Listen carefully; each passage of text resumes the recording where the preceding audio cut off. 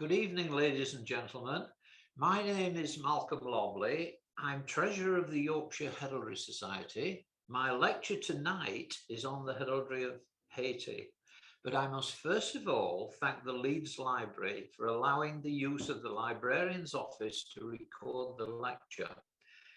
The Leeds Library is the oldest surviving subscription library in England, established in 1768. Amongst the first members were officers who had fought in the American War of Independence.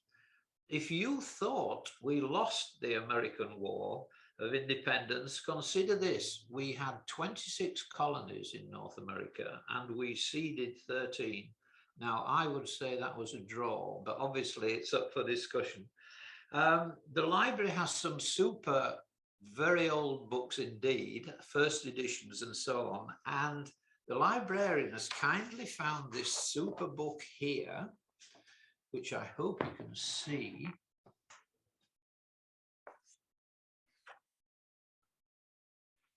Which was in fact an edition that was printed a few years before the library opened, which is quite impressive. But I thought I'd just show you that. And obviously it's heraldic as well. So thank you very much, Sarah, for letting me do that. Now, we'll have a look at the first slide now, please.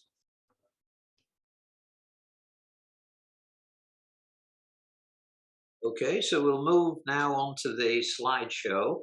What made me decide to give a lecture on the Heraldry of Haiti? I was inspired by a short article in a book on collective heraldic works. It told the story of Henry I, the only king of Haiti, who reigned from 1811 until 1820. Henry created a nobility as his first regal act, with a full panoply of heraldic arms, and I will talk about some of these arms. However, this is not the only heraldry associated with Haiti, and it has a fascinating history as the first and only state created as a result of a slave rebellion. So I will start in 1492 with our intrepid explorer friend Christopher Columbus. But first of all, where is Haiti? So that's Haiti on a foggy morning, but let's have a look in a bit more detail. Yeah, Haiti's in the Caribbean. Yeah, the heart of the Caribbean. It's part of the second largest island in the region after Cuba. The heraldic story starts at a pivotal moment in world history, the discovery of the Americas by Christopher Columbus. So there's a portrait of our friend there, who's looking very regal. Christopher Columbus was born in 1451. It's generally accepted that he was of Italian origin from Genoa. His mother might have been of Spanish/Jewish extraction. After lobbying various European monarchs, he was supported by Ferdinand and Isabella of Spain. Henry VII's hesitant invitation came too late, which is a pity. We'd have had the English flag in the Americas. Departing on the 3rd of August, 1492, Columbus had 3 ships. The flagship Santa Maria, together with the Pinta and the Santa Clara. Pinta, I think, stands for painted. The Santa Maria was a larger carrack, and the other 2 ships were caravels, a little bit smaller. So there's a nice picture of them there. So what about the journey itself? Here we go. Let's have a look at this. This is the route to America. How on earth there was a little bump in, they knew there was a little bump in the middle there, I'm not really sure, but I'm sure that's an accurate description. Now, as we get closer to North America, you can see that the ships seem to hit small islands first, but then continued and eventually reached Cuba. They arrived in the Bahamas on October the 12th and Cuba on October the 28th. When they reached Cuba, Martin Alonso Pinzon, captain of the Pinta, left without permission to look for an island rumoured to have much gold. I mean, Where did they get the information about the rumour for? They'd only just arrived there. However, this is what happened. But Columbus was totally unfazed by this, and he continued eastwards and arrived on the 5th of December at an island he called Hispaniola, which is Little Spain, written in English Hispaniola. And when he reached there, he decided to go ashore. And here he is, arriving ashore with a flag. The first heraldic symbols to arrive in Haiti were on the royal flag that Christopher Columbus took from the Santa Maria. Note also there are two other flags that came ashore at the same time. Now, on Christmas Eve, 1492, the Santa Maria grounded on a reef and sank. With the remains of the ship, he built a fort, La Navidad. And of course, as you all know, Navidad means Christmas in Spanish. So he had to leave 40 men behind because, of course, he couldn't carry them all on the tiny Nina. And I believe a year later when he went back, there were no survivors. I don't know what had happened to them. Okay, so we'll have a look at that flag in some detail. Oh, by the way, amazingly, on the way back to Europe, he bumped into the Pinter again on January the 6th. So the two ships at least had company to get back to Europe. Again, that surely is a most amazing coincidence, isn't it? So back to the flags. The picture I'm showing you now, and I was very proud of my technical prowess here, making the flag wave like that. It shows the flag of Castile and Leon.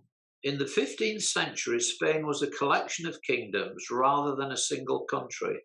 The largest and most important was the combined kingdom of Castile and Leon. Since 1248, it was represented by a banner incorporating the arms of the two kingdoms. These arms are known as punning or canting arms, being a play on the bearer's name. In this case, Castile is a castle and Leon a lion. Historical evidence suggests this flag was widely used into the 16th century, particularly on ships at sea. Now, from a blazon is the correctly worded description of a coat of arms from which any heraldic artist can do an accurate picture. So we have here two heraldic pictures, and they're both copied from the blazon. Now, the blazon is at the foot here, canting arms quarterly, gules, which is red in heraldic language, a castle or of course is gold, with gate and windows azure, blue, argent, a lion, gules, crowned or. So the heraldic artist in one of these pictures is incorrect. And if you look closely, you'll see that on the left-hand side, the lion is not crowned. So that picture is not strictly correct. However, looking at the right-hand picture, it's quite hard to see that the lion is red. It looks a little bit more like pink to me. But there we go. You notice, like with computer colours, they're never exactly right. So that's an interesting thing. Okay, what about the other two flags? Now, one of them was the captain's ensign on Columbus's ship. F at the left-hand side was for King Ferdinand, and Y for Queen Isabel, crowned and separated by the cross. Here was a pennant that flew from the Santa Maria and had a coat of arms. Now, this coat of arms had just incorporated a new country in Spain, Aragon, and the arms of Ferdinand and Isabella were of Leon, Castile, Aragon, and Sicily. So they were obviously expanding their European empire here. I just wanted to speak briefly about the Aragon coat of arms. You may have noticed that you only got the red and yellow stripes. However, the Aragon arms are far more complicated than that. You can see here the 4 quarters. Now, the 3rd quarter has been problematical. It's argent across gules, cantoned by 4 Moors heads proper. Now, these are really 7 Moors heads, and the story about them is quite interesting. According to legend, St. George in 1096 at the Battle of Alcaraz, where the Moors were fighting the Christians, the Moors were winning. It was quite a serious situation. However, according to legend, St. George appeared to Pedro and his troops riding a white stallion, and he urged the Christians on to victory, and they were victorious. So, of course, this coat of arms celebrates St. George with the red cross on the white ground, and they put the 7 more heads to show that the Christians had won. However, in 2004, the socialist president of Aragon proposed to eliminate from the shield the heads of the Moorish kings so as not to offend the Muslims. The conservatives on the council said such a suggestion was a serious case of political and institutional ignorance, and the historic symbol should remain. And at the time, what they did, they decided to have a referendum. And I put up the webpage for the referendum. Obviously, I won't tell you which way I was going to vote, but I couldn't understand the questions. So at the end of the day, I didn't really vote. I'm not sure what happened. I believe that they took the shield down from the council chamber, but they didn't actually change it. So that was very interesting. Just an aside. Okay, so now if we go back to Haiti, I thought I'd do a timeline because the history of Haiti is very complicated. And you'll see from this picture here, in 1492 it was 80, A-Y-T-I. The population were called Tainos, and I think I've got some information about the Tainos somewhere. Right, yes. Columbus referred to the natives as Indians, of course, thinking he'd reached India, which he hadn't. Since around 700 AD, the island had been inhabited by Tainos, who were men of good, an Arawak tribe from Venezuela. They were gentle, calm, hospitable, and it was a flourishing civilization.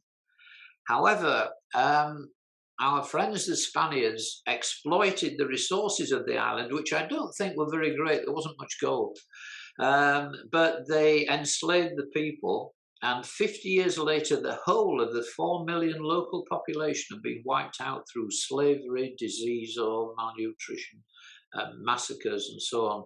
In fact, the local priest objected to the treatment of the local people and suggested that slaves be imported from Africa. And the first arrivals were in 1503. That's only 11 years, isn't it, after Columbus arrived? That's amazing. So, disappointed by the lack of gold, the Spaniards essentially abandoned the island, but still considered it part of colonial Spain. Now you'll see on the timeline here, there's the section where the Spanish were in charge, and they were quite brutal. And then the French took over in 1697, and of course it was a slave colonial arrangement with quite a lot of mulattoes. It was very prosperous. I'll come to that in a minute. And now, of course, Haiti, as in its modern form, is mainly black, and unfortunately, it's impoverished. So we'll just have a look here. So Hispaniola in conflict. The Spanish occupied the island, decimating the local population. So here's a picture of them killing the locals, not very nice. Slaves were imported in 1503. Here they come. The French arrived in 1625.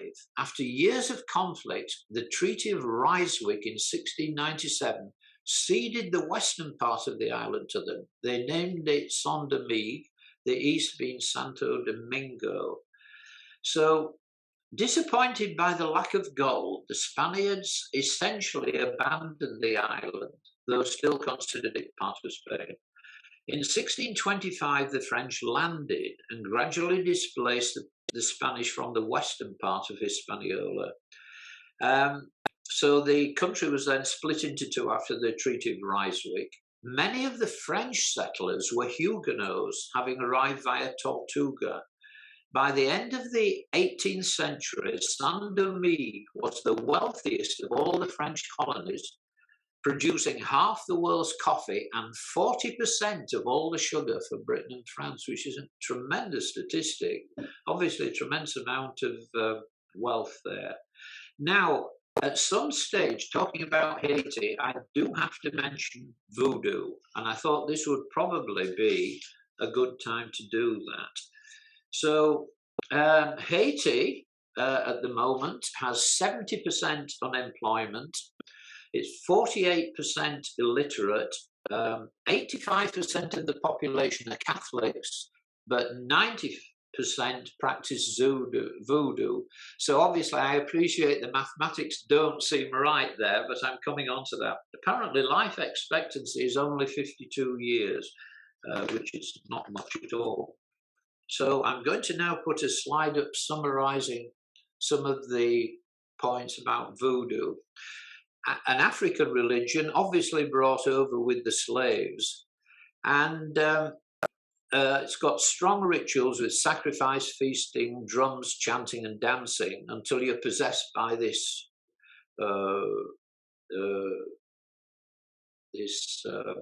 what can I call it? Spirit, possessed by this spirit. And the role of the zombie, which everyone will have heard of, is unique to voodoo. Now, I think it's interesting here, slaves were baptized as Catholics when they arrived on Haiti, and so the two religions ran together, and they have many similarities. I suspect that one religion adopted them, I suspect that voodoo adopted certain of the Catholic religion points. And it's interesting because there are a number that are similar. Both voodoo and Catholicism believe in a supreme being. The lower of the voodoo religion resembles Christian saints. They both believe in the afterlife. Both have as centerpiece of some ceremonies a ritual of sacrifice and consumption of flesh and blood. Now, I presume that in a Catholic service is when you take the bread and the wine. So it's quite interesting that you can understand how the religions ran together because they had so many things in common in some ways. However, when the Vatican found out that you could practice voodoo and be a good Catholic, they weren't too happy about that. So what they said to their authorities, the authorities in Haiti, they said, look, I think really you should clamp down on voodoo. But it was an interesting situation because the voodoo temples weren't really temples. They were like sort of wooden huts. And obviously, I presume the congregation were probably outside the wooden huts. But they thought, if we can destroy or eliminate these wooden huts, then that would help to eliminate voodoo. They had a problem. When they got to the wooden hut and opened the door, inside was often a life-size statue of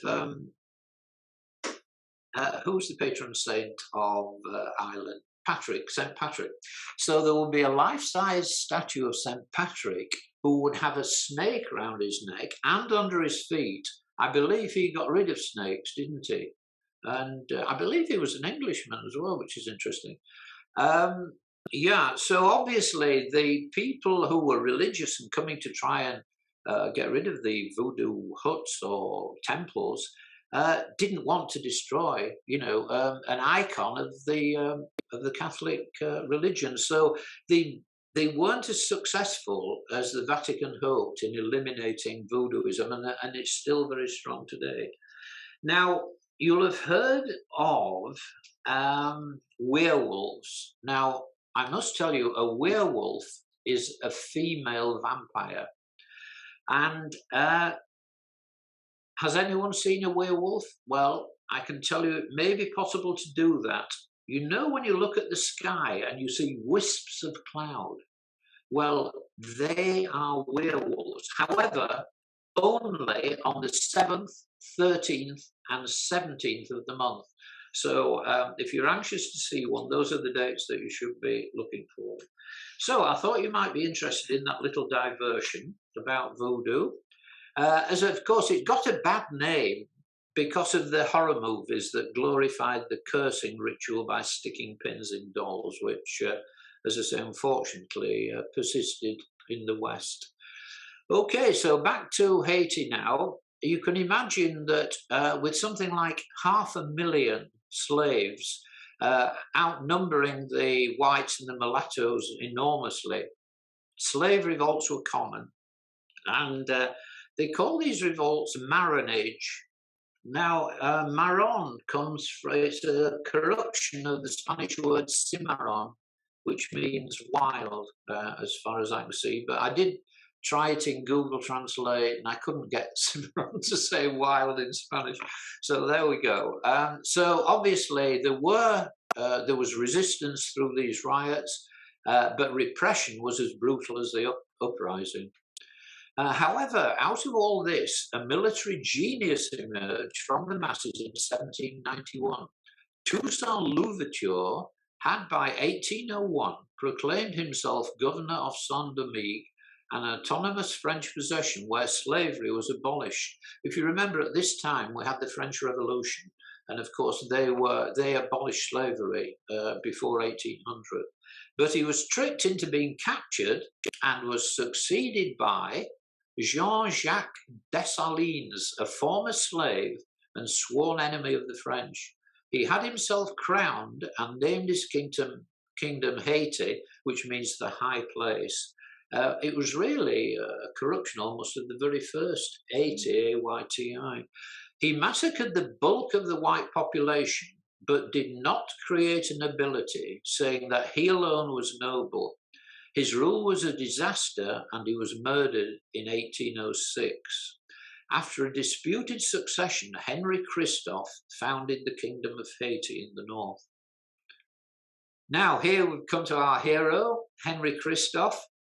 Henry I was proclaimed king in March 1811, and in April his first royal edict created an hereditary nobility. The royal family and aristocracy. The king assumed armorial bearings and granted arms to the royal family. 4 princes, 8 dukes, 22 counts, 37 barons, and 40 hereditary chevaliers were created. He founded a college of arms, and he had a king of arms and 13 huddles. Various military orders were established. So that's quite amazing, isn't it? It's just come from nothing and got this amazing coat of arms and so on. So here are the arms of King Henry. Let me just have a look, see if I've got it. Yeah. A zoa, semi of mullets, or a phoenix crown with a royal crown issued from flames of gold. So that will obviously, hopefully suit our heraldic enthusiasts here. The story of Henry. Little is known about Henry's birthplace. He may have been born in St. Kitts in 1761. After absconding as an apprentice to a Negro stonemason at the age of 7, Henry had several masters, but finally, working for an innkeeper, he accumulated gratuities and purchased his freedom in his 20s. His parents may have been Sudanese or Dahomedes from French West Africa. Initially, he was appointed chief governor, but in 1811, the Council of State declared Christophe to be King Henry I. So it was a rapid rise, wasn't it? A rapid promotion there. He was effectively a self-proclaimed king who named the capital, Cap Henry, after himself. He wished to form a close relationship with the English monarchy, toasting his brother King George III at his coronation banquet on the 2nd of June 1811. Regalia was ordered from London jewellers. A cathedral for the coronation was built in 10 weeks. It had an 80-foot transept, but no windows in the eastern end. The glass delivery was late, which was disappointing, wasn't it? So there we go. And he created all these various counts, and members of the aristocracy were happy to receive these accolades. Now, how did we know about all these coats of arms that I'm going to show you just a tiny selection of? It was from a book, a general armory about Haiti. It contained 91 paintings in the Franco-Spanish style, but the local recorder does not seem familiar with European heraldry. Now, if that book had been lost, we would have known nothing about the heraldry in Haiti. But 20 years ago, they launched a crowdfunding arrangement to publish this book here, which I bought a copy of. It was £45, which seems a bit outrageous. But you can see that it's the beautiful pictures of the coats of arms. 91 of them. I don't really, not seeing that very well, but it's quite remarkable, really. And so it's a lasting memorial to this. And as I say, without that publication, we'd have known nothing about it. So let's press on now. It did follow European protocol. So we're looking now at King Henry's arms, which is good. You'll see that in the center part is a shield with a phoenix arising, and the motto on that translated means "I reappear of my ashes." The shield was surmounted by a royal crown encircled by the Order of St. Henry. The supporters were two lions rampant, guardant, ermine, each royally crowned. The motto at the base was, I won't say it in Latin, it translated means "God, my cause, and my sword." Okay, so just to break off before we get to the coats of arms, let's now have a look at Henry's legacy to Haiti. He was crowned King of Northern Haiti, and he built close to his capital at Milo 2 lasting monuments. A grand marble floored palace called Sans Souci, which I think means carefree. Probably modelled on the mansion of the same name built by Frederick the Great in Berlin. He also built a massive citadel called La Ferrerie. That right? Ferrière, La Ferrière. Okay, and you can see here 2 prints of the palace around 1820 when it was at its best. And then, unfortunately, it was almost destroyed in an earthquake, but even the remains here are very impressive. And I've put a tiny picture of Sans Souci, Berlin, in the bottom right-hand corner for you to see. Now, the other building was a massively impressive citadel, which survives largely intact. But unfortunately, you can't visit Haiti. It's too dangerous, isn't it? But it would be a wonderful place to visit. It is believed 20,000 people died constructing it. And there's a view here from the citadel. Where on earth the photographer was standing, I don't know, but it seems to be in mid-air. But it just gives you the impression of how massive it is. Now, oh, sorry, I'm going to go back to that because Citadel Ferrière was named after its architect, who was a mulatto of great talent called Felix Ferrière. But to preserve the secrets of the construction, Henry had him hurled to his death down a mountainside, which seems a bit harsh, doesn't it, when he'd done such a good job. And it appears that Ferrière means the artisan's tool bag, which again seems slightly unlikely. Okay, let's go on to the shields now, you guys. First of all, we'll look at the helmets. Senior members of the nobility displayed barred-affronte helmets. Junior members were permitted barred-affronte helmets facing dexter. And 9 noblemen were permitted to show cocked hats atop their helmets. So there we go, a picture of each of those. Now we're coming on to the coats of arms that appear in this wonderful publication. This is the Prince Noël, And his coat of arms consisted of the Haitian flag with the motto on a pike staff in chief, 3 B's proper. Now, my understanding, my limited understanding of heraldry, bees are something that portray industry, aren't they? I think Manchester has bees in its coat of arms, so it's quite a popular European item, is that. On the helmets, I forgot to say that the mantling is a sort of Caribbean vegetation. So, Prince Noel's motto here, or at least the wording on the flag, translated, "It is beautiful to die for its king." So that's very loyal, isn't it? Okay, now the next one is the Prince de Gonaive.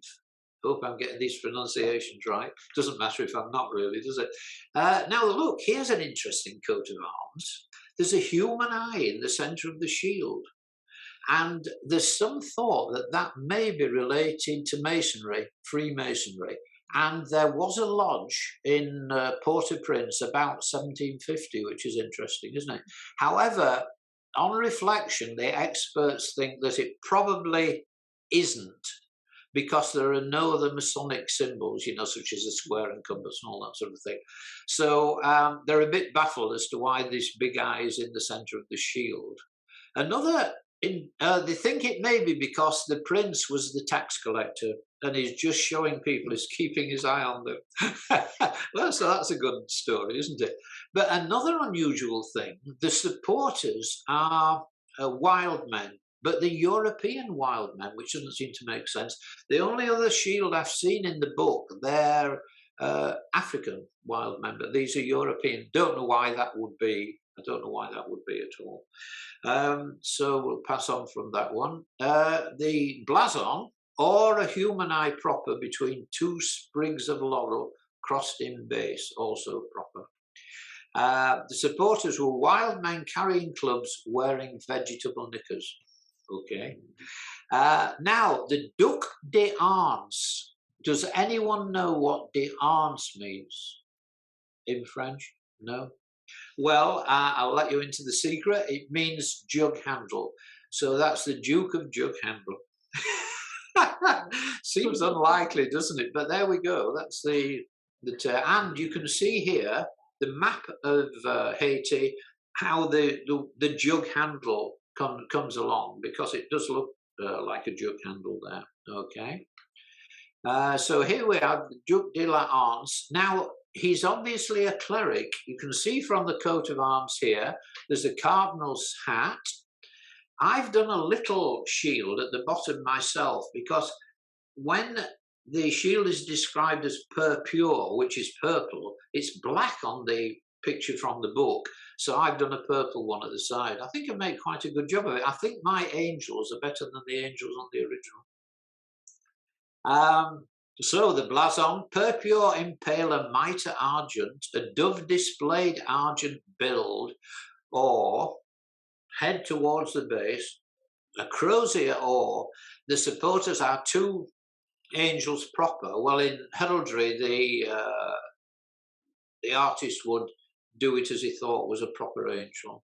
I picked one out from the book. Mine have got bigger wings, and yeah, it's the better of mine, I think. So the next one is the Duke de Marmalade, the Duke of Marmalade, and I've done a nice one there.